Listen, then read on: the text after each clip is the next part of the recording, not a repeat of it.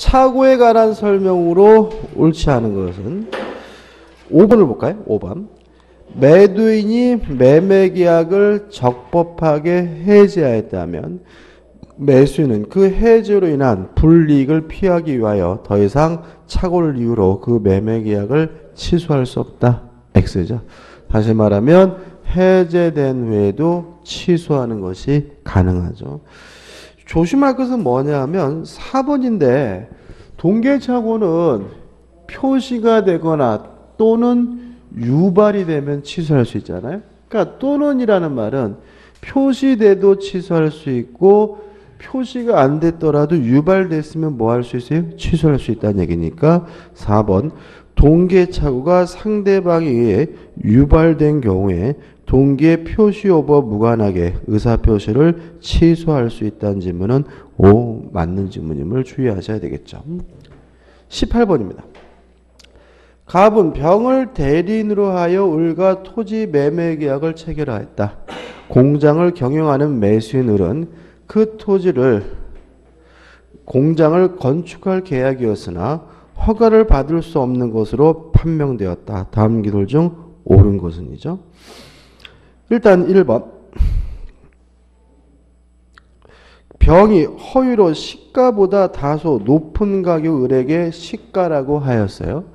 그럼 이것이 사기가 될까요? 우리가 사기가 되려면 기망이 있고 그 기망이 뭐 해야 돼요? 위법해야 되거든요. 단순히 가격이 높은 가격을 부른 것은 위법하지 않습니다. 너무나 당연한 얘기이기 때문에 을은 계약을 취소할 수 있다. X가 되는 거죠. 2번 미성년자 병이 갑과 을의 계약 체결을 대리한 경우 자 미성년자도 뭐가 될 수 있죠? 대리인이 될 수 있죠. 따라서 을은 당연히 계약을 취소할 수 있다. X가 되고요. 3번 을은 설령 계약 전에 공장 건축이 가능한지 여부를 알아보지 않았어요. 자 이건 뭐냐 하면 중과실인데 중과실이 존재하면 착오를 이루 뭐 할 수 있어요? 취소할 수 없는데 중과실이냐 아니냐에 대해서 가장 중요한 것은 뭐냐면 아무런 이유도 없이 확인하지 않은 것은 뭐가 되죠? 중대한 과실입니다. 그래서 공장 건축이 가능한지 여부를 아무런 이유도 없이 알아보지 않았다면 그것은 뭐예요? 중과실이기 때문에 계약을 취소할 수 있다. 이것도 뭐죠? X가 되는 거죠. 4번 갑과 을의 계약은 목적이 불능한 법률이면 당연히 무효이다. 말도 안 되는 얘기고요. 5번 병이 을을 협박하여 계약을 체결했어요. 그러면 만약에 대리인이 제3자가 대리인이 강박을 했다면 뭐가 아닌 거죠? 제3자가 아니기 때문에 본인이 알든 모르든 상관없이 뭐 할 수 있죠? 취소할 수 있기 때문에 갑이 이 사실을 알지 못했다고 하더라도 을은 계약을 취소할 수 있다. O 맞는 질문이죠. 다시 말하면 사기를 쳤는지 안 쳤는지 강박을 쳤는지 안 쳤는지 누구만 가지고 따집니까? 대리인만을 가지고 따지고요. 본인이 알았는지 몰랐는지는 고려하지 않습니다. 답은 5번이네요. 19번입니다. 착오로 인한 의사표시가 난 설명으로 틀린 것은 1번이 답이죠. 중요 부분임은 누가 입증하죠? 표의자가. 중대한 과실이 존재한다는 사실은 누가 입증하죠? 상대방이. 따라서 1번 표의자의 중대한 과실은 법률의 효력을 부인하는 자. 이 효력을 부인하는 자는 누구죠? 표의자를 말하는 거죠. 취소하고자 하는 표의자를 의미하기 때문에 중대한 과실은 법률 효력을 부인하는 자가 증명하여야 한다. X가 되고 1번이 답이죠. 그 다음에 5번을 보시면 매매계약 당사자 모두 매매 목적물인 X토지 지번에 착오를 일으켜 계약서의 목적물 Y토지를 표시했어요. 오표시 무효 원칙이죠. 무슨 해석이죠? 자연적 해석입니다. 착오는 무슨 해석을 해야지만 발생하죠? 규범적 해석을 해야지만 발생합니다. 이 사례처럼 자연적 해석하는 경우에는 착오 문제가 발생할 수가 없기 때문에 착오를 이유로 의사표시를 취소할 수 없다는 질문은 O 맞는 질문이 되는 거죠. 그 다음에 3번 질문도 봐야 되겠네요. 자, 중요 부분이 되려면 반드시 뭐가 있어야 됩니까? 경제적 불이익이 존재해야 됩니다. 3번. 가압류 등기가 없다고 믿고 보증하였더라도 그 가압류 등기가 원인 무효인 것을 밝혀졌다면 아무런 경제적 불이익이 없는 것이니까 뭐가 아니죠? 중요 부분이 아니고요. 따라서 착오를 이유로 의사표시를 취소할 수 없다. 맞는 질문이 되네요. 20번입니다. 착오로 인한 의사표시에 대한 설명으로 옳은 것을 찾는데 1번 일부가 무효면 전부가 무효인 것처럼 일부분의 취소 사유가 있는 경우에는 원칙적으로 전부를 취소하는 것이기 때문에 법률행위의 일부에 착오가 있는 경우 원칙적으로 그 일부만을 취소할 수 있다는 질문은 X가 되는 거죠. 2번 법률행위 내용에 관한 표의자의 착오와 과실은 표의자의 상대방이 입증한다. X죠. 중과실은 누가 입증합니까? 상대방이 입증하지만 착오다, 중요 부분이다 이런 것들은 누가 입증하냐면 표의자가 입증할 문제이기 때문에 X가 되는 거죠. 3번 부동산 매매 계약에서 시가에 관한 착오는 원칙적으로 법률행위의 중요 부분에 관한 착오를 할 수 없다. O 맞는 질문이죠. 시가, 수량, 지적, 부적은 중요 부분이 아니기 때문에 착오를 이유로 뭐 할 수 없죠? 취소할 수 없죠. 4번 표의자가 동기의 착오를 이유로 의사표시를 취소하려면 동기가 상대방에게 표시되어야 하고 표의자에게 과실이 없어야 한다. X죠. 자, 왜냐하면 동기가 표시가 되면 착오를 이유로 뭐 할 수 있어요? 취소할 수 있는데 중과실이 존재하면 착오를 이유로 취소할 수 없다는 말은 과실이 존재하더라도 뭐 할 수 있다는 얘기예요? 취소할 수 있다는 얘기거든요. 따라서 뭐가 돼요? X가 되고 조심하셔야 됩니다. 5번 상대방이 표의자의 착오를 알고 이를 이용한 경우라도 착오가 표의자의 중대한 과실로 인한 것이라면 표의자는 그 의사표시를 취소할 수 없다. X죠. 중대한 과실이 존재하면 원칙적으로 취소할 수 없지만 상대방이 뭘 해쳐먹었어요? 이용해 쳐먹었다면 취소하는 것이 가능하다는 것이 판례 입장이기 때문에 답은 3번이 됩니다. 넘기셔서 21번입니다. 착오에 관한 설명 중 틀린 것인데 자 우리가 중요 부분이 되려면 반드시 뭐가 있어야 돼요? 경제적 불이익이 있어야 돼요. 자 근데 여기서 우리가 생각해 볼 것은 뭐냐면 돈을 빌렸는데 그 인간이 사채업자인지 아닌지는 신경 쓸 바가 아닌 거죠. 계약 내용대로 뭐 하면 그만이에요? 돈을 갚으면 그만인 거잖아요. 따라서 경제적 불이익이 없는 겁니다. 1번. 금전 소비대차 계약을 채권하면서 채권자가 금융기관이 아닌 사채업자임을 중대한 과실 없이 몰랐다면 채무자는 착오를 이유로 그 소비대차 계약을 취소할 수 있다. X인 겁니다. 물론 만약에 이자가 너무나 비싸가지고 경제적으로 불이익하다 이런 말이 나오면 착오를 이유로 뭐 할 수 있겠어요? 취소할 수 있겠지만 단순히 그 사람의 직업이 사채업자다 이런 이유만으로는 뭐 할 수 없는 거예요? 취소할 수 없는 거죠. 답은 뭐죠? 1번이 되는 거죠. 2번 표의자에게 과실이 있어도 취소할 수 있고 맞죠? 중대한 과실이 있으면 취소할 수 없다는 말은 과실이 있더라도 뭐 할 수 있어요? 취소할 수 있고요. 그 취소로 상대방에게 손해가 발생한 경우에도 상대방의 손해의 배상을 할 필요는 없다. 맞네요. 그죠? 다시 말하면 불법행위 원인으로 손해배상해 줄 필요는 없습니다. 3번 해제된 후에도 착오를 이유로 뭐 할 수 있죠? 취소할 수 있습니다. 따라서 매도인이 매수인의 채무불이행을 이유로 매매계약을 적법하게 해제한 후에도 매수인은 착오를 이유로 그 법률행위를 취소하고 계약금의 반환을 청구할 수 있다. 오, 맞는 질문이죠. 4번은 좀 조심하셔야 되는데 제3자의 기망에 의하여 신원보증에 서명한다는 착각으로 연대보증서에 서명했어요. 이거에 대해서 우리 판례는 사기는 성립하지 않는다는 것이 우리 판례 입장입니다. 따라서 사기를 이유로 그 의사표시를 취소할 수 없다. 맞는 질문이죠. 물론 해설에 나와 있지만 착오를 이유로는 취소가 가능해요. 그렇지만 사기는 아니라는 것이 우리 판례 입장이니까 주의하시기 바라고요. 5번도 주의하셔야 되는데 담보 책임과 착오 문제에 대해서는 담보 책임만 주장할 수 있고요. 착오를 이유로 취소할 수 없다는 것이 우리 판례 입장이기 때문에 5번 하자 담보 책임이 성립하는 범위에서 착오에 의한 취소는 인정되지 않는다. 맞는 질문이 되겠죠. 22번입니다. 다음 중 동기 착오를 이유로 법률행위를 취소하기 위한 요건이 아닌 것은 4번이 답이죠. 자, 왜냐하면 동기가 표시만 되면 돼요. 뭐까지요? 합의까지는 필요가 없는 겁니다.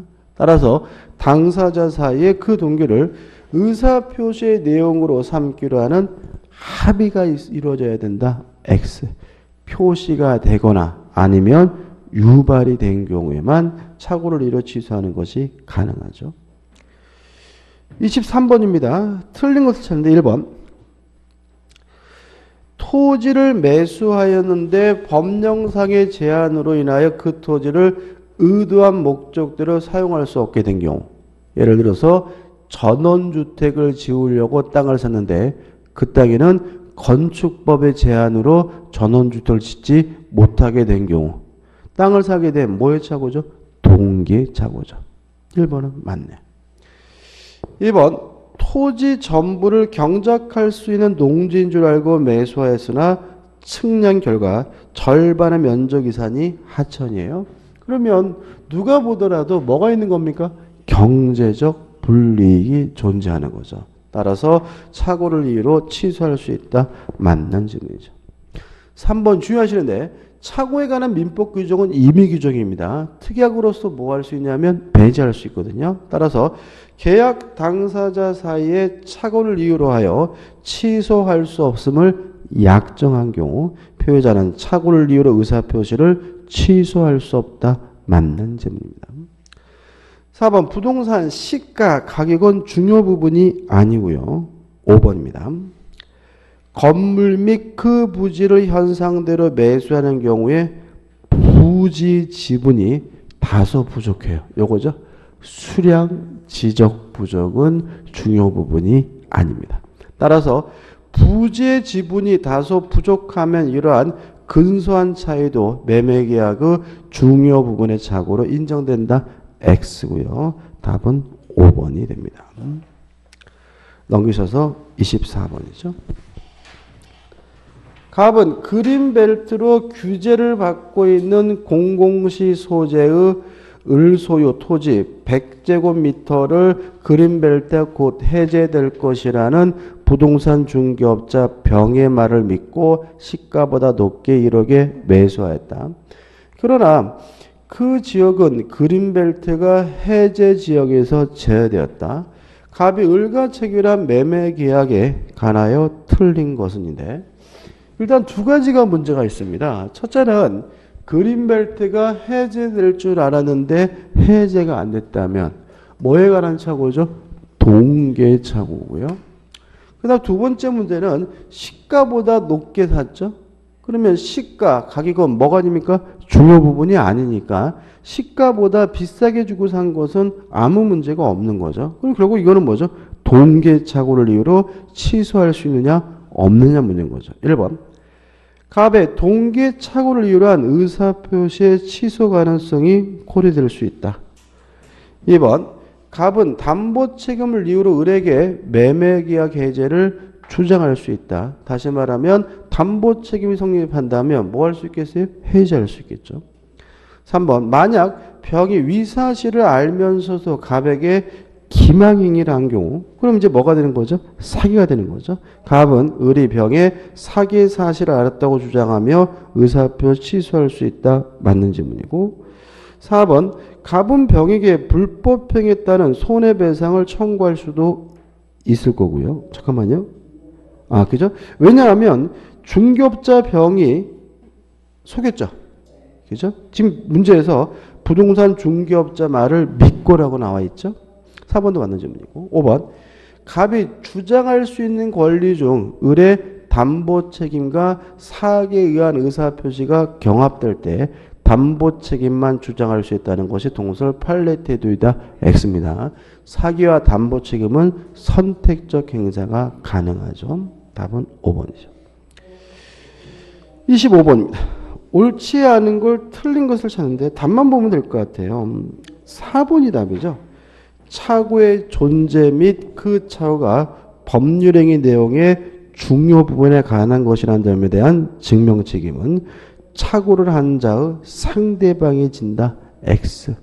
중요 부분임은 누가 입증합니까? 표의자가 입증합니다.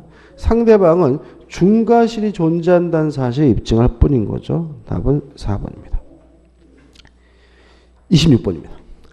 하자 있는 의사표시에 관한 설명으로 틀린 것은 기억, 착오가 타인의 기망행위에 의하여 발생한 경우 표의자는 그 요건을 입증하여 착오 또는 사기를 이유로 의사표시를 취소할 수 있다. 5죠. 착오와 사기는 선택적 행사가 가능합니다. 니은번 부정한 이익을 취득할 목적이에요. 그럼 요거죠. 만약에 부정한 이익을 취득할 목적이었다면 행위나 수단이 정당하더라도 뭐가 되죠? 위법한 강박이 되기 때문에 정당한 권리 행사로서의 고소고발은 위법성이 부정되어 강박행위에 해당하지 않는다. X가 되는 거죠. 1번 기망에 의하여 하자 있는 물건을 매수한 경우 매수인은 담보 책임을 주장할 수 있고 사기를 이유로 한 지속권을 행사할 수 없다. X입니다. 사기와 담보 책임은 선택적 행사가 가능하죠. 1번 사기를 이유로 의사표를 취소한 자는 사기에 의한 의사표를 기초로 하여 새로운 법률행위로서 이해관계를 맺은 선의 제3자에게 대항하지 못한다. 5. 맞는 질문이죠. 다시 말하면 사기 강박을 이유로 취소한 경우에는 선의 제3자에 대항하지 못하고 따라서 틀린 것은 니은 니귿에서 2번이 답이네요. 그 다음에 27번이죠. 사기 또는 강박에 의한 법률에 관한 설명으로 옳지 않은 것은 1번 부정행위에 대한 고소고발도 강박행위가 될 수 있다. 옵니다. 왜냐하면 고소고발과 같이 행위나 수단이 정당하더라도 부정한 이익을 취득할 목적이면 위법한 강박이 되죠. 2번 사기에 의한 의사표시가 성립하기 위해서는 기망행위가 위법하여야 하고요. 3번 중요한 구체적 사실을 신성실 의무에 비추어 비난받을 정도의 방법으로 허위 고지한 상품이죠. 그러면 비난받을 정도라는 말은 뭐가 있다는 얘기죠? 비난 가능성이 있다는 얘기고 위법하고 뭐가 돼요? 사기가 되기 때문에 비난받을 정도의 방법으로 허위고지한 상품 선전 행위는 기망하게 될 수 있다. 5. 맞는 질문이죠. 4번 자 침묵 아무 소리 안 하는 침묵이 기망이고 사기가 되려면 뭐가 필요하죠? 고지 의무가 필요하죠. 따라서 특별한 사정이 없는 한 교환계약의 당사자가 자기 소유 목적물의 시가를 묵비하더라도 기망행위가 되지 않는다. 5. 맞는 지문이고요. 시가를 알려줄 뭐는 없죠? 고지 의무는 없죠. 5번 제3자의 사기 강박에 의하여 상대방이 있는 의사표시한 자는 상대방이 그 사실을 알았던 때 하나여 취소할 수 있다. X죠.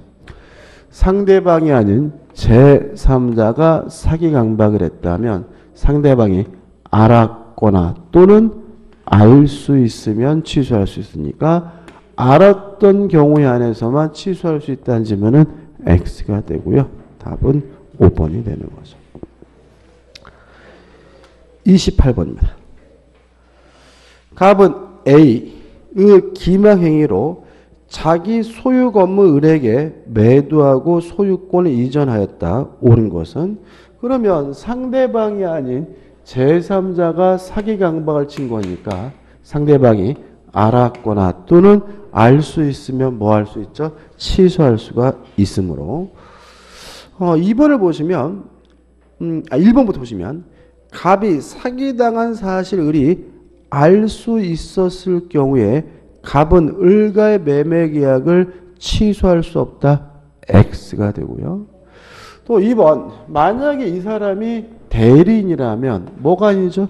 제3자가 아니기 때문에 만약 A가 을의 대리인이었다면 을이 선이 무과시더라도 갑은 을과의 매매 계약을 취소할 수 있다. 이게 뭐죠? 맞는 질문이 되는 거죠. 3번 자 만약에 상대방이 선이고 무과시여서 취소하지 못하게 됐더라도 사기친 놈 강박한 놈한테는 불법행위를 원인으로 뭘 청구할 수 있습니까? 손해배상을 청구할 수가 있기 때문에 3번 만약 A를 상대로 불법행위를 원인으로 하는 손해배상을 청구하기 위해서는 먼저 을과의 매매 계약을 취소하여야 한다. X가 되는 거죠. 다시 말하면 취소를 안 해도 취소를 못해도 사기친 놈 강박한 놈한테는 불법행위를 원인으로 뭐 할 수 있죠? 손해배상을 청구할 수가 있죠. 4번은 하자담보 책임 물을 수 있고요. 5번 을이 병에게 건물을 양도한 경우 갑이 을과의 매매 계약을 취소하면 그 효과를 선이 병에게 주장할 수 있다. X. 사기 강박을 이유로 취소한 경우에는 선의 제3자에게 뭐하지 못해요? 대항하지 못합니다. 답은 29번입니다. 옳지 않은 것을 찾는데 뭐 형법과 민법은 상관이 없거든요. 따라서 1번 사기를 당한 자가 의사표시를 취소하지 않더라도 그 사기가 형법상 범죄행위가 되면 그 의사표시는 무효이다. X입니다. 다시 말하면 형사적으로 사기죄로 처벌됐다 하더라도 이것이 무효가 되려면 반드시 사기를 이유로 뭘 해야 돼요? 취소를 해야 비로소 뭐가 돼요? 무효가 되는 겁니다. 형사적인 것과 민사적인 것은 별개의 문제인 거죠. 30번입니다. 맞는 것을 찾는데 자 착오는 중대한 과실이 없어야 취소할 수 있다는 말은 중대한 과실이 아니라 과실이 존재하는 경우에는 뭐 할 수 있는 거죠? 취소할 수 있다는 얘기니까 3번 착오로 인한 의사표시란 경우의 표의자에게 과실이 있어도 취소할 수 있다. 맞는 지문이고요. 답은 뭐죠? 4번이 되는 거죠. 1번 가족법상 행위에는 지인이 아닌 의사표시라 민법 규정이 적용되지는 않습니다. 2번 무효인 법률행위를 추인하게 되면 새로운 법률행위가 되는 것이 원칙이고요. 3번 지인이 아닌 의사표시 원칙적으로 유효하지만 상대방이 알았거나 알 수 있었으면 무효고요. 5번 통정어의 표시가 무효인 경우에는 선의 제3자에게는 대항할 수가 없으니까 5번도 X가 되는 거죠. 31번입니다. 옳은 것을 1번이 답이죠. 자, 강박에 의한 의사표시는 뭐 할 수 있죠? 취소할 수 있는데 만약에 의사결정의 자유가 완전 박탈된 상태로 평가된다면 의사무능력자와 다름이 없어서 뭐가 되죠? 무효가 되기 때문에 답은 뭐죠? 1번이 되는 거죠. 나머지 분들은 반복입니다. 넘겨보시면 32번입니다. 갑은 자신의 부동산을 을에게 매도하였다. 이에 관한 설명으로 옳지 않은 것은 1번 착오를 이유로 인한 의사표시 취소에 관한 민법 규정을 적용을 배제하는 갑과 을의 약정은 유효하다. 5죠. 왜냐하면 착오에 관한 민법 규정은 임의 규정입니다. 2번 갑이 착오에 빠졌으나 경제적 불이익을 입지 않았다면 이는 중요 부분의 착오라고 할 수 없다. 5죠. 중요 부분이 되려면 반드시 뭐가 필요하죠? 경제적 불이익이 필요하죠. 3번 갑과 을 사이의 계약이 반사회적 법률에 해당해요? 그럼 뭐 할 수 없죠? 추인할 수 없으니까 추인에 의해서도 계약이 유효로 될 수 없다. 맞는 질문이죠. 4번 갑과 을 사이의 계약이 통정허위 표시예요. 그럼 통정허위 표시는 뭐죠? 무효죠. 모든 책임은 무엇을 전제합니까? 유효함을 전제해요. 다시 말하면 통정허위 표시는 무효라는 말은 이행할 필요가 없고 이행하지 않더라도 뭘 안 집니까? 책임을 지지 않는다는 의미가 되니까 을은 갑에게 채무 불이행으로 인한 손해배상을 청구할 수 있다는 질문은 X가 되는 거고요. 답은 4번이 되는 거죠. 5번 을의 대림병이 갑을 기망했어요. 그러면 사기쳤는지 않든지는 대림만 가지고 따지고요. 본인이 알았는지 몰랐는지는 고려하지 않으므로 을이 병의 기망 사실을 알 수 없었더라도 갑은 사기를 이유로 계약을 취소할 수 있다. 오, 맞는 질문이 됩니다. 답은 4번이네요. 33번입니다. 옳지 않는 것을 찾는데 1번 제한 능력자에게 의사표시를 했어요. 그러면 제한 능력자는 수령 무능력자니까 원칙적으로 도달되지 않습니다. 다만 제한 능력자 측에서 도달을 주장하는 것은 가능하므로 표의자는 의사표시의 도달을 주장할 수 없으나 제한 능력자 측에서 도달을 주장할 수 있다. 오, 맞는 질문이죠. 2번 의사표시 효력 발생 원칙적으로 도달주의죠. 따라서 상대방이 있는 의사표시를 원칙적으로 그 의사표시가 상대방에게 도달한 때로부터 효력이 발생한다. 오, 맞는 질문이고요. 3번 의사표시가 도달하였다면 의사표시 발신 후 표의자가 사망하더라도 의사표시에는 아무런 영향을 미치지 않는다. 맞죠? 발신 후 도달하기 전에 표의자가 사망하거나 제한 능력자가 되더라도 아무런 영향을 미치지 않습니다. 근데 외외적으로 발신주의가 있죠. 가장 대표적인 것이 뭐예요? 답장. 최고에 대한 답장인 확답은 발신주의고 청약에 대한 답장인 승낙은 발신주의이므로 4번 격지자 간의 계약은 승낙의 의사표시죠. 뭐죠? 발송한 때, 발신한 때 성립한다. 오, 맞는 질문이죠. 5번 민법상 의사표시의 효력 발생 시기에 관한 규정은 강행 규정이다. X입니다. 물론 임의 규정이죠. 다시 말하면 원칙적으로 도달한 때 효과가 생기는 거고요. 당사자 간의 특약으로 달리 정하는 거 가능합니다. 34번이죠. 1번이 답이죠. 뭐 안 풀어봐야 되겠죠. 왜냐하면 등기 우편이나 내용 증명 우편에 대해서만 도달에 대한 추정을 인정하고요. 보통 우편에 대해서는 도달에 대한 추정을 인정하지 않습니다. 35번 문제입니다. 옳지 않는 것을 찾는데 3번을 보시면 제한 능력점을 이유로 한 법률행위의 취소의 의사표시는 상대방에게 그 의사표시를 발신한 때 효력이 발생한다. X죠. 의사표 효력 발생 시기 원칙적으로 뭐죠? 도달주의입니다. 답은 4번이네요.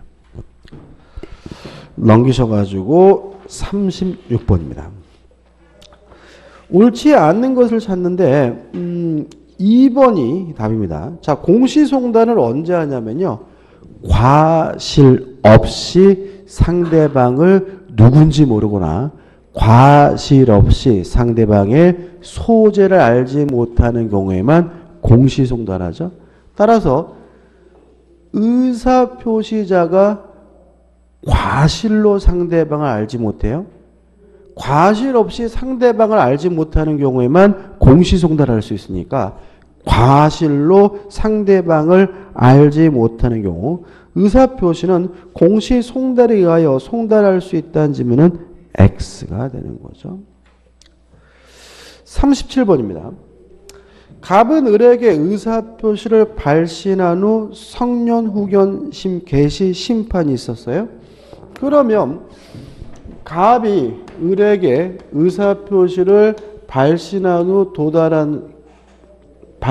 도달하기 전 제한 능력자가 되더라도 아무런 영향을 미치지 않으니까 을에게 도달이 되면 정상적으로 뭐가 생기죠? 효과가 생기죠. 그 다음에 이러한 사정을 알지 못하고 그 의사표를 수령한 을이 수령 당시 미성년자예요. 그러면 을에게 뭐가 없습니까? 수령 능력이 없는 거죠. 따라서 원칙적으로 의사표시는 뭐가요?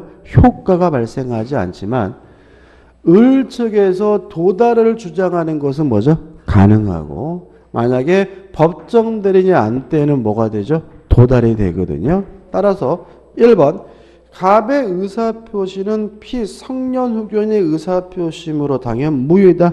X. 표의자가 발신 후 도달하기 전에 사망하거나 제한 능력자가 되더라도 아무런 영향을 미치지 않습니다. 2번 을은 의사표시 수령 당시 미성년자이므로 갑의 의사표시가 도달되어 유효하다는 주장을 할 수 없다. X죠. 제한 능력자 측에서 도달을 주장하는 것은 가능합니다. 3번 갑의 의사표시는 을의 법정 들인 병이 도달을 안 때부터 효력이 발생한다. 오, 맞네요. 4번 갑은 그의 의사표시를 제한 능력을 이유로 취소할 수 있다. X. 발신 후 도달하기 전에 제한 능력자가 되더라도 아무런 영향을 미치지 않습니다. 5번 갑이 피성년 후견이 되었다는 사실을 을이 알았을 경우에는 갑의 의사표시 소급하에 효력을 상실한다. X죠. 발신 후 도달하기 전에 표의자가 사망하거나 제한 능력자가 되더라도 아무런 영향을 미치지 않습니다. 답은 4번입니다. 3번입니다. 자, 이제 대리입니다. 대리에 대해서는 시험 문제를 아주 많이 냅니다. 기본적으로 3문제씩은 내는 것 같아요. 그러니까 우리가 민법 총칙에서 60%를 내야 되기 때문에 대리에서 문제를 좀 많이 내는 편이고요. 좀 까다롭게 느껴질 수도 있는 부분이니까 좀 주의하셔야 되겠죠. 자, 기본학위 문제입니다. 1번. 대리에 관한 설명 중 옳지 않은 것은 1번. 대리의 경우에는 법률 행위를 하는 자와 법률 효과를 받는 자가 분리된다. 5죠. 대리인이란 타인을 위하여 법률 행위를 하는 사람이니까 법률 행위는 누가 하는 거죠? 대리인이. 다만 그 효과가 누구에게? 본인에게 기속되는 거죠. 2번 대리제도는 사적 자치를 확장하거나 보충하는 사회적 기능을 가지고요. 3번 가족법상 법률 행위는 원칙적으로 대리 적용이 없다. 맞는 질문이죠. 왜냐하면 대리는 타인을 위하여 스스로 의사를 결정해 주는 사람인데 혼인한다, 약혼한다, 이혼한다 같은 결정은 누구만요? 오로지 자신만이 할 수 있는 거죠. 4번 대리인이 불법행위를 대리한 경우 본인은 상대방에게 손해배상 책임을 진다. X죠. 대리는 법률행위에 한해서만 허용이 됩니다. 따라서 사실행위나 불법행위에 대해서는 대리가 뭐 되지 않아요? 허용되지 않습니다. 그 말은 대리인의 불법행위에 대해서 본인이 뭐 하지 않습니까? 책임을 지지는 않죠. 5번 사자는 효과 의사를 본인이 결정한다는 점에서 대리와 구별된다. 맞죠? 다시 말하면 스스로 의사를 결정해야 대리인이고요. 본인이 결정한 의사를 단순히 전달해 주거나 표시해 주는 사람은 우리가 사자라고 하는 거죠. 2번입니다. 대리와 관련돼서 우리가 첫 번째 조심해야 될 것이 뭐냐면 대리권의 범위죠. 일단 대리권과 범위에 관련해서 첫 번째 정리해야 될 것은 뭐냐면 매도에 관한 수권이 존재하는 경우죠. 매도에 관한 수권이 존재할 때 대리인이 뭐 할 수 있느냐? 가능한 거. 첫째, 매매 계약을 체결할 수도 있고 매매 대금을 수령할 수도 있고 그 다음에 대금 지급 기한을 뭐 해주는 거예요? 연기해 주는 것까지 가능하죠. 그렇지만 불가능한 거, 못하는 것이 뭐냐? 대금 지급 기한을 연기해 주는 건 가능하지만 대금에 대해서 일부든 전부든 뭐 해줄 수는 없죠? 면제해 줄 수는 없고요. 그 다음에 취소할 수도 없고 해제할 수도 없다. 꼭 기억해 두셔야 되겠죠? 그 다음 118조입니다. 대리권이 있긴 하지만 그 대리권의 범위가 명확하지 않은 대리인이죠. 이 사람 뭐 할 수 있냐? 보전 행위와 성질이 변하지 않는 범위 내에서 이용행위와 계량행위를 할 수가 있고요. 따라서 처분행위는 못한다는 거 주의하시기 바라고, 또 성질이 변하지 않는 이용행위 속에 뭐가 들어가죠? 임대가 들어간다는 거 조심하셔야 되겠죠. 거의 무조건 시험이 나온다고 봐야 되는 부분이죠. 1번 상대방의 의견을 수령할 수동대리권이 포함되어 있다. 다시 말하면 의사표시를 수령하고 매매대금을 수령할 수 있죠. 2번 매매계약의 체결과 이행에 관하여 포괄적인 대리권을 가지고 있는 대리인이 중도금이나 잔금을 수령할 권한이 있으나 그 이행기를 연기하기 위하여는 본인의 특별수권이 필요하다. X죠. 대금을 수령할 수도 있고 지급기한을 뭐 해줄 수도 있죠? 연기해 줄 수도 있죠. 2번이 답이죠. 3번 본인을 대리하여 경매 절차에 참가하여 경락을 받은 대리인이 그 경매 절차의 취소 절차에 동의해 주기 위해서는 본인의 특별수권이 필요하다. 옵니다. 왜냐하면 취소할 수는 없죠. 4번 계약을 체결할 대리인이 그 계약을 취소하기 위해서는 본인의 특별수권이 필요하다. 오죠. 다시 말하면 3번과 4번은 임의 대리는 뭐 할 수 없습니까? 취소할 수도 없고 해제할 수도 없습니다. 5번 대리권의 범위가 불분명한 대리인이 예금을 주식으로 전환하거나 농지를 대지로 용도로 변경하는 것은 명백히 뭐 하는 거죠? 성질이 변하는 거죠. 성질이 변하지 않는 범위 내에서 이용 계량행위를 할 수 있고 5번에 나와 있는 건 명백히 성질이 변하는 것이므로 허용되지 않습니다. 답은 2번이죠. 넘기셔가지고 3번입니다.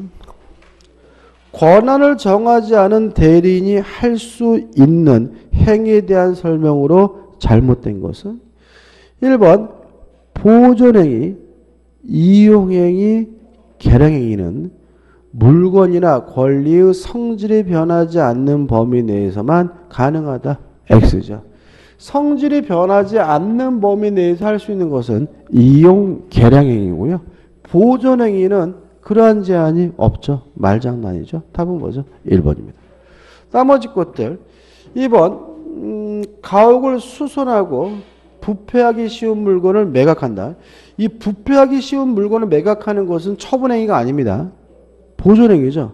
왜냐하면 냅두면 부패해서 없어질 거니까 그것을 보존하기 위해서 뭐로 바꾸는 거예요? 돈으로 바꾸는 거고.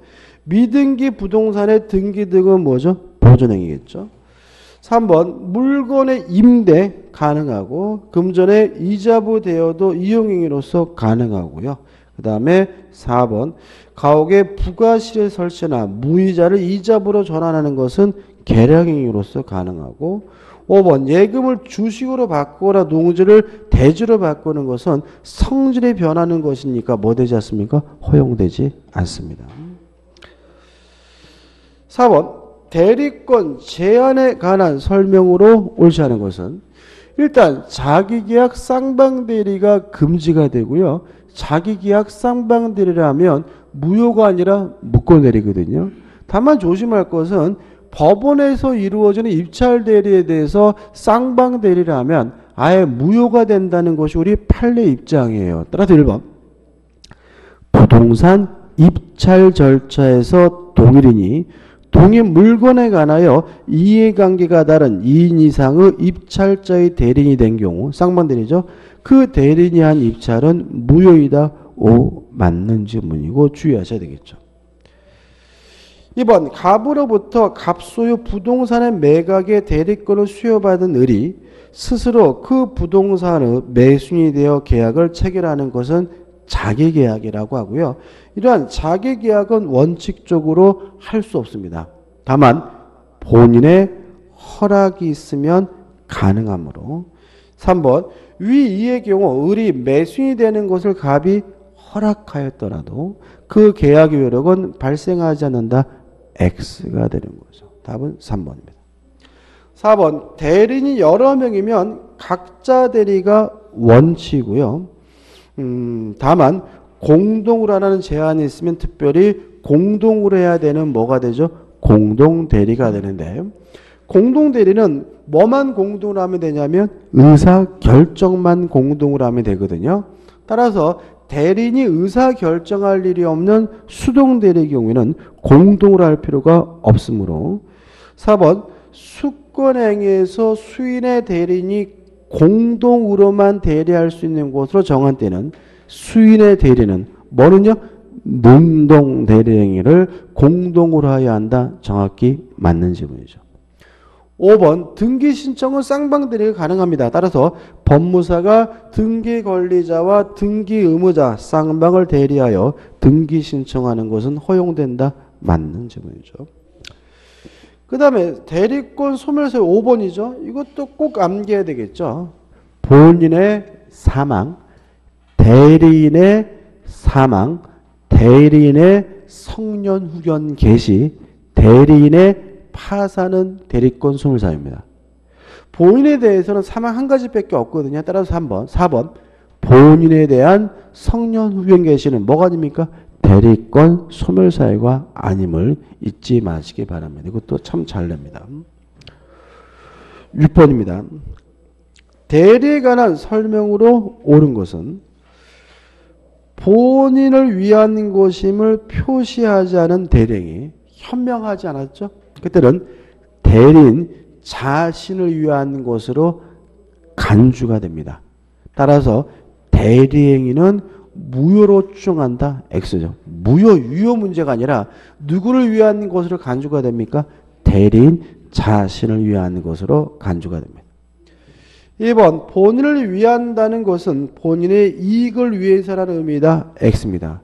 본인을 위한다는 말은 말 그대로 뭐죠? 본인을 위해서 법률행위를 한다는 의미를 의미하죠. 3번 대리인이 마치 본인 자신인 것처럼 본인의 이름을 표기한 경우, 자 본인을 사칭한 것이 현명이냐 문제에 대해서 우리 판례는 대리권이 있는 사람이 본인을 사칭하는 것도 유효한 현명이죠. 그럼 주어가 뭐라고 되어 있죠? 대리인이라고 되어 있죠. 그 말은 이 사람에게 뭐가 있다는 얘기죠? 대리권이 있다는 얘기고, 대리권이 있는 사람이 본인을 사칭하는 것도 유효한 뭐가 되죠? 현명이 되기 때문에 본인은 그 행위에 대하여 책임을 지지 않는다. X가 되는 거죠.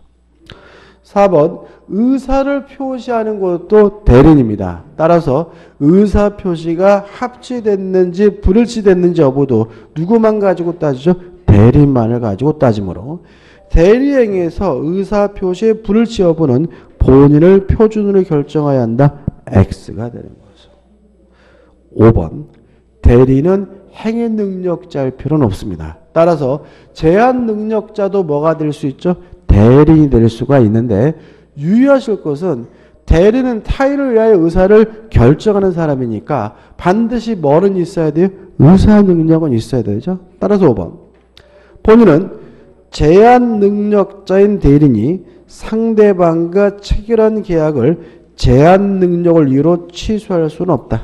그러나 대리인의 의사 무능력을 이유로 무효를 주장하는 것은 가능하다. 정확히 뭐죠? 맞는 점이 되는 거죠. 7번입니다. 복대리에 관한 설명으로 타당하지 않은 것은이죠. 일단 법정 대리는 복대리를 자유롭게 선임할 수가 있습니다. 따라서 1번은 맞는 질문이죠. 또 책임은 무과실 책임을 부담하는 것이 원칙인데 다만 부득이한 사유가 있어서 법정대리인 복대리인 선임한 경우에는 과실 책임으로 전환이 되죠. 따라서 2번 법정대리는 부득이한 사유로 복대리인 선임한 경우에도 무과실 책임을 진다. X가 되는 거죠. 3번 임의대리는 원칙적으로 복대리인 선임할 수가 없습니다. 다만 본인의 승낙이 있거나 부득이한 사유가 있어야 복대리는 선임할 수가 있으므로 3번은 맞는 질문이고요. 4번 복대리는 대리인이 선임했다는 점에서는 특색이 있긴 하지만 어차피 본인을 대리하는 사람이므로 대리인과 동일한 권리와 의무를 지게 되고요. 5번 복대리는 대리인이 선임한 누구의 대리인입니까? 본인의 대리인입니다. 8번입니다. 무권대리에 관한 설명으로 옳은 것은 1번 모든 의사표시는 명시적으로 할 수도 있고 묵시적으로도 할 수가 있으므로 본인의 추인은 명시적으로 하여야 한다. X가 되는 거죠. 2번 무권대리에게는 일단 본인의 입장에서는 무효입니다. 다만 본인이 추인하게 되면 무권대리시로 소급해서 본인에게 효과가 기속되므로 2번 무권대리인이 체결한 계약은 본인의 추인이나 거절 전에는 유동적 무효이다. 맞는 질문이죠. 답은 2번입니다. 3번 본인이 무권대리 행위의 추인을 거절했어요. 그럼 이제 확정적으로 무효가 된 겁니다. 따라서 더 이상 추인할 수가 없으므로 상대방의 철회 전에는 다시 추인할 수 있다. X가 되고요. 4번 본인이 추인은 명시적으로 할 수도 있고 묵시적으로 할 수도 있죠. 따라서 본인이 이행하거나 별말 없이 이행을 수령하는 것은 뭐가 됩니까? 묵시적 추인이 되므로 매매 계약을 체결한 무권대리인부터 매매 대금의 전부가 아닌 일부만을 본인이 수령했더라도 뭐가 됩니까? 추인이 되기 때문에 본인이 무권대리 행위를 추인한 것으로 볼 수 없다. X가 되는 거죠.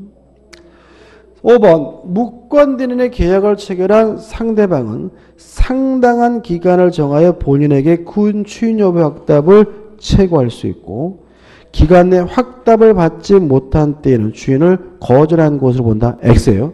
일단 거절한 것으로 본다는 맞아요. 근데 문제는 뭐냐면 확답을 받지 못한 때 이게 X죠. 감 잡히시나요? 자, 최고에 대한 답장의 확답은 발신주의입니다. 따라서 받지 못한 때가 아니라 확답을 바라지 아니한 때 뭐가 되는 거죠? 추인을 거절하는 것으로 보기 때문에 5번은 뭐가 돼요? X여야 됩니다. 다시 한번요. 최고에 대한 답장의 확답은 뭐죠? 발신주의이기 때문에 그 기간 내 확답을 받지 못한 때가 아니라 확답을 바라지 아니한 때, 발신하지 아니한 때 추인을 거절한 것으로 보기 때문에 5번은 X가 되고 주의하시기 바랍니다. 9번이죠. 자, 옳은 걸 찾습니다. 1번 무권대리는 본인의 추인을 얻거나 또는 진실한 대리권을 가지고 있었다는 것을 증명하지 못하는 한 누가 책임져야죠? 무권대리인이. 상대방의 선택에 따라 계약을 이행하든가 또는 손해를 배상해야 한다. 정확히 맞죠. 다시 말하면 무권대리인과 거래한 상대방은 원칙적으로 무권대리인에게 이행을 청구하거나 손해배상을 청구할 수가 있습니다. 2번 상대방 없는 단독행위 무권대리는 확정적 무효입니다. 따라서 추인할 수가 없기 때문에 본인은 추인할 수 있다. X가 되고요. 3번 무권대리인에 대한 추인은 상대방의 제한이 없어요. 상대방에게 추인할 수도 있고 무권대리인에게 추인할 수도 있고 승계인에게도 추인할 수 있으므로 무권대리인의 경우에 본인은 이를 추인하는 것이 가능하지만 추인은 반드시 상대방이 할 것을 필요로 한다. X가 되고요. 4번 무권대리인과 거래한 상대방은 최고할 수도 있고 철회할 수 있는데 최고는 선악 불문하고 하고 올 수 있고요. 철회는 선의 상대방만 철회할 수 있거든요. 따라서 무권대리인에게 대리 권한이 없다는 것을 알지 못한 상대방은 본이 대하여 최고도 할 수 있고 철회도 할 수 있으므로 철회는 할 수 없다. X가 되는 거죠. 5번은 당연히 X입니다. 10번입니다. 갑의 부동산을 협의에 무권들인 을이 선의 벽에게 매도한 경우에 관한 설명 중 옳은 것은 1번 병이 갑에게 상당한 기간을 정해 추인여 확답을 최고했을 그 기간의 확답을 바라지 않았으면 추인을 거절한 것으로 확정이 되죠. 따라서 병은 갑을 상대로 소유권 이전 등기를 청구할 수 있다가 아니라 없다가 되겠죠. 2번 갑이 을에게 추인의 의사표시를 했어요. 자, 무권대리인에게 추인하는 것이 가능하지만 그 사실을 모르는 선의 제3자에 대항할 수는 없기 때문에 갑은 그 사실을 모르는 병에게도 계약의 이행을 청구할 수 있다. X가 되는 거죠. 4번 갑이 을에게 추인의 의사표시를 했어요. 다시 말씀드리지만 무권대리인에게 추인하는 건 가능하지만 무권대리인에게 추인한 경우 그 사실을 모르는 상대방에게 대항하지 못하죠. 따라서 병은 추인의 사실을 알기 전까지는 계약을 철회할 수 있다. O 맞는 질문입니다.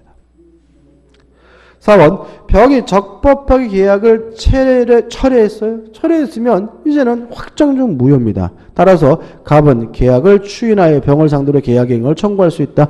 X죠. 철회가 됐다면 더 이상 추인할 수가 없고요. 5번 묵식 추인이 되려면 추인으로 볼 수 있는 행위가 있어야 되거든요. 단순히 장기간 방치하는 것만으로 뭐가 될 수는 없습니까? 추인이 될 수는 없습니다. 5번 갑이 을에 무권대리인이 돼 즉시 이의를 제기하지 아니하고 이를 장기간 방치한 사실만으로 추인하는 것으로 본다. X가 되네요. 11번입니다. 표현대리가는 설명으로 옳지 않은 것은 1번 권한을 넘는 표현대리에서 기본대리권은 무제한입니다.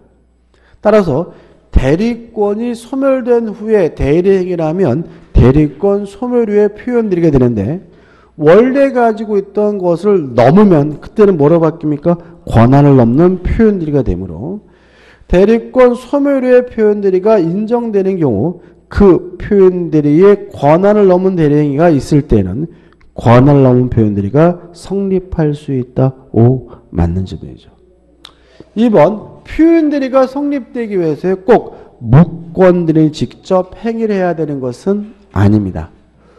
복대리인을 통해서 행위를 한 경우에도 뭐가 성립합니까? 표현대리가 성립되므로 2번 대리인이 대리권 소멸 후에 복대리인을 선임하여 복대리인으로 하여금 대리행위를 하도록 한 경우 대리권 소멸 후에 표현대리가 성립할 수 없다.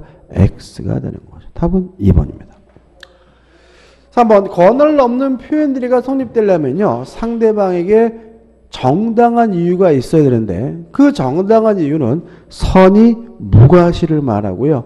언제를 기준으로 하냐면 대리 행위시를 기준으로 합니다. 다시 말하면 대리 행위시의 선의 무과시려야 표현대리가 성립되거든요. 따라서 3번 권한을 넘은 표현들이 있어서 정당의 이유의 전부는 언제죠?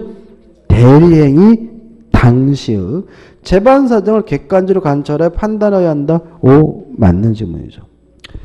4번 대리권 수요에 표시한 표현들이 되려면 상대방은 선이고 무과실이어야 돼요. 그죠? 근데 5번인데 자 우리가 총유물에 관한 모든 사항은요. 그것이 보존행위든 그것이 관리행위든 그것이 처분 변경행위든 다 무엇을 통해서 해야 되냐면 사원총회의 결의를 통해서 해야 됩니다. 다시 말하면 총유물에 대해서는 대표자에게 아무런 권한이 없어요. 그렇지 않습니까? 보존행위도 사원총회 결의. 관리행위도 사원, 처분 변경도 사원충의 결의. 따라서 대표자에게는 총유물에 대해서는 아무런 권한이 없습니다. 그 다음에 권한을 넘는 표현들이가 되려면 기본 대리권이 있고 그것을 넘어야 권한을 넘는 표현들이가 되거든요. 따라서 아무런 권한이 없는 사람의 행위는 뭐가 될 수 없습니까? 권한을 넘는 표현들이가 성립될 수가 없어요. 5번. 교회의 대표자가 교인 총회 결의를 거치지 않고 교회 재산을 처분하는 행위에 대하여 권한을 넘은 표현들에 관한 규정을 준용할 수 없다, 성립될 수 없다, 맞는 질문이 되고 유의하시기 바랍니다. 넘기셔서 12번입니다. 권한을 넘은 표현들에 관한 설명으로 옳지 않은 것을 5번이 답이죠. 대리권이 있다고 믿을 만한 정당한 이유 유무는 언제를 기준으로 합니까? 대리행위 시. 대리행위의 본인을 기준으로 판단한다. X죠. 누굽니까? 상대방이 선의무구하셔야 됩니다. 답은 뭐죠? 5번이죠. 여기까지 좀 쉬었다가 이제 실전 예산 문제 들어가도록 하겠습니다.